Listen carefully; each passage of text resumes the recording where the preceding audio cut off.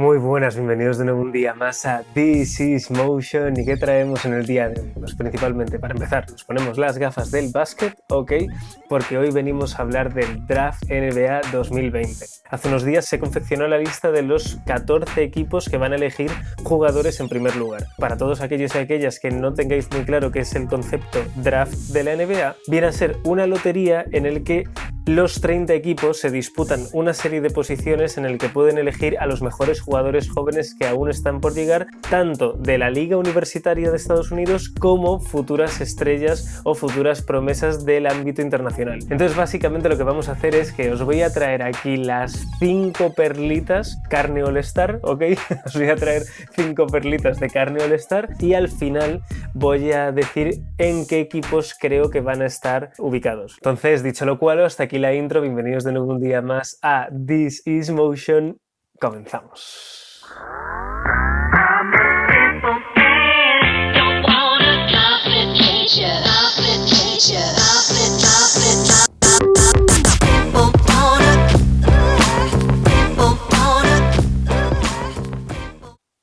Dicho lo cual, empezamos entonces con el mock, con esta especie de mock que en español suena un poco... O sea, vamos a hacer el repaso de las futuras perlitas, de las futuras estrellas del NBA y vamos a posteriormente ubicarlas en algún equipo, ¿ok?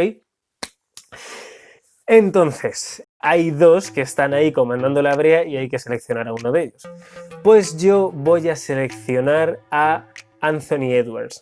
Anthony Edwards es un escolta de la Universidad de Georgia, ¿ok? Ha estado jugando en el college esta temporada, está jugando para la Universidad de Georgia. Es un escolta de 1,96 m.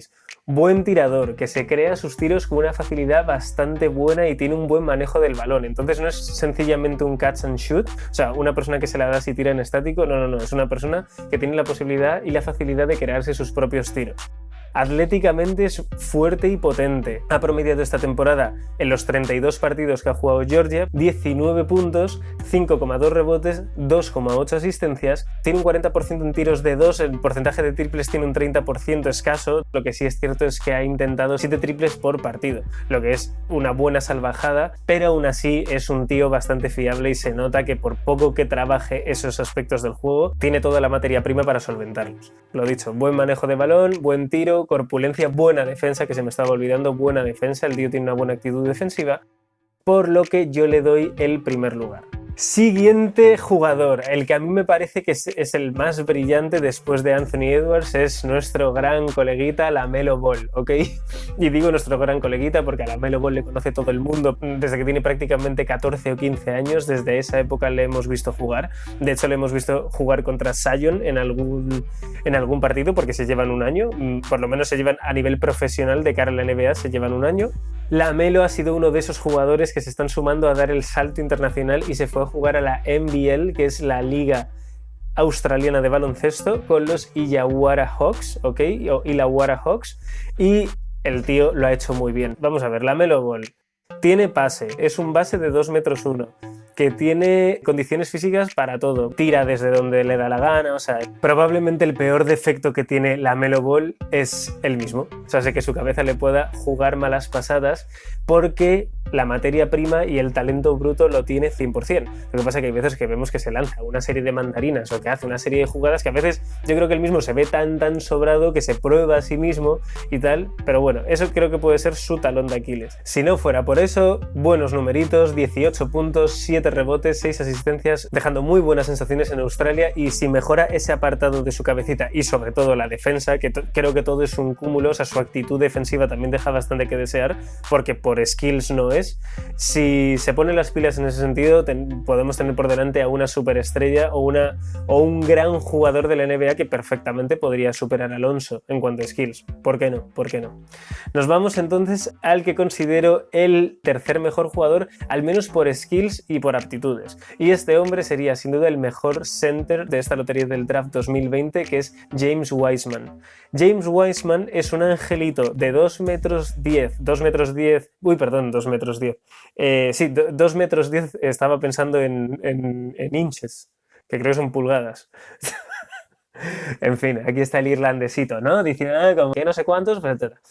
Entonces, básicamente es un angelito que mide 2 metros 10, zurdito, tiene todas las capacidades atléticas de juego, defensivas y demás para ser una maldita bestia. Tiene una decente capacidad de pase, una decente capacidad de tiro que podría mejorar un poquillo, pero tira decentemente. Es súper rápido, o sea, corre la pista con una agilidad, uno de estos nuevos perfiles de pivots como fuertes, pero ágiles. Fuertes, ágiles y veloces. O sea, es que por materia prima, por skills y por cualidades lo tiene absolutamente todo para comerse la NBA de arriba abajo.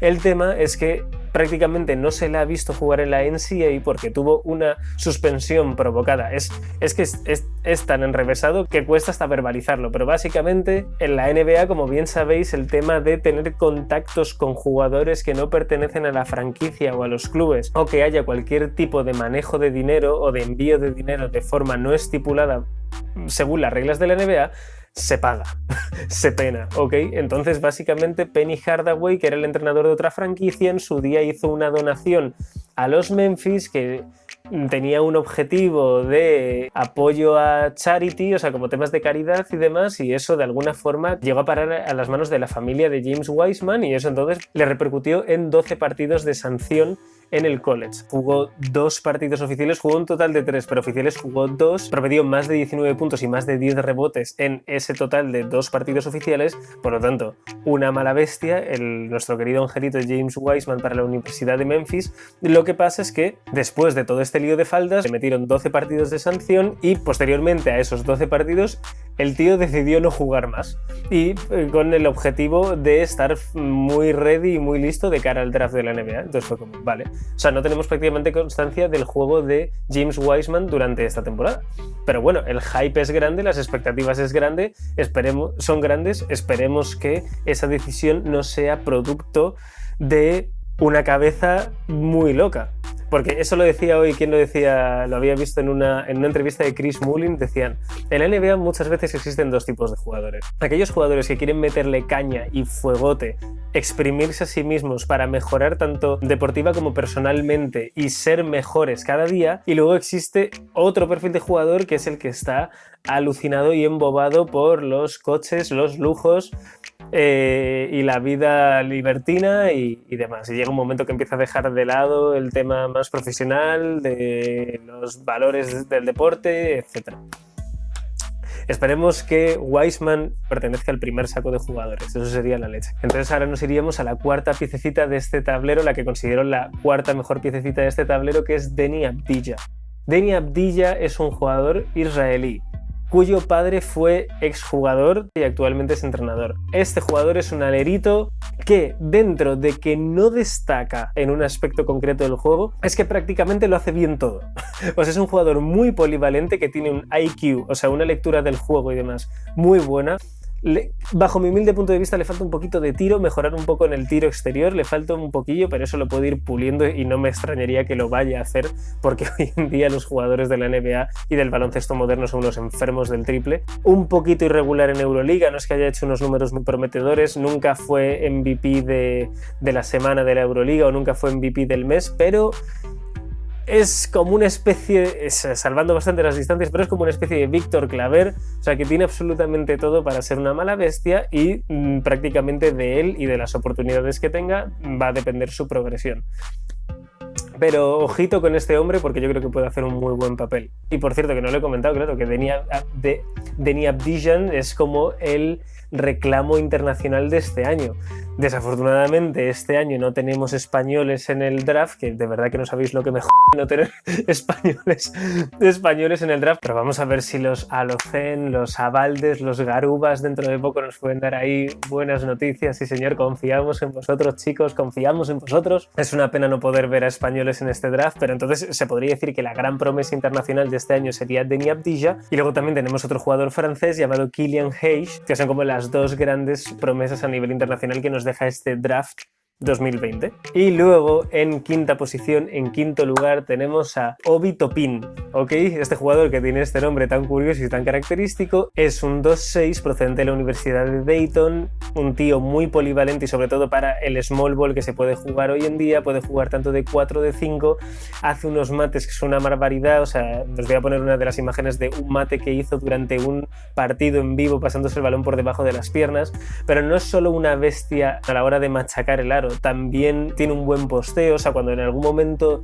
del partido la cosa se complica, no salen los triples y demás y necesitas algunos puntos un poco más seguros, un poco más confiables, se la puedes dar debajo de la canasta y él puede generar puntos desde la pintura. En 31 partidos en el NCAA ha promediado 20 puntos, 7,5 rebotes y 2,2 asistencias con un 40% en triples, ojo que no está nada mal, y un 63% en tiros de 2. Por lo tanto, tenemos ante nosotros un atleta, un dunker, un tío que juega muy bien en el poste.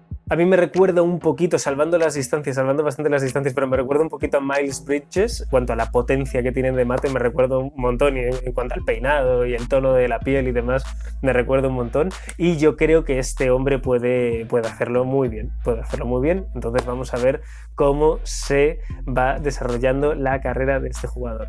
He dicho que iba a mencionar 5 jugadores, solo voy a mencionar un sexto como elemento sentimental, como datito sentimental que me gustaría añadir, porque hay un jugador de la NCAA que es irlandés, el tío se llama Harris Aidan Egion, es como la esperanza Irish de la NBA y probablemente nunca ha habido tanto hype con un jugador irlandés como lo ha habido con este hombre. Este jugador, que es originario de Clondalkin, que es parte del county de Dublin, o sea, no de la ciudad de Dublín como tal, sino del county, del condado de Dublín, fue destinado a la Universidad de Louisville. El tío es que me parece un center de la leche y lo dicho, nunca ha habido tanto hype con un jugador irlandés, y mirad que ha habido jugadores irlandeses en la NBA, pero nunca ha habido tanto hype en un jugador irlandés como lo hay con este hombre. Fuerte, atlético, destroza aros, actitud, entonces si tiene una cabecita amueblada yo creo que lo puede hacer bastante bien. Y hasta aquí mi guiño al producto Irish. Entonces básicamente los voy a poner a cada uno de estos 5 jugadores que he comentado, como he dicho al principio, voy a poner a cada uno de estos 5 jugadores en alguno de los 5 primeros equipos del draft, ¿ok? Entonces, en base a lo que yo creo que va a suceder y a lo que creo que debería ser para sacarles el máximo jugo, yo voy a poner a Anthony Edwards,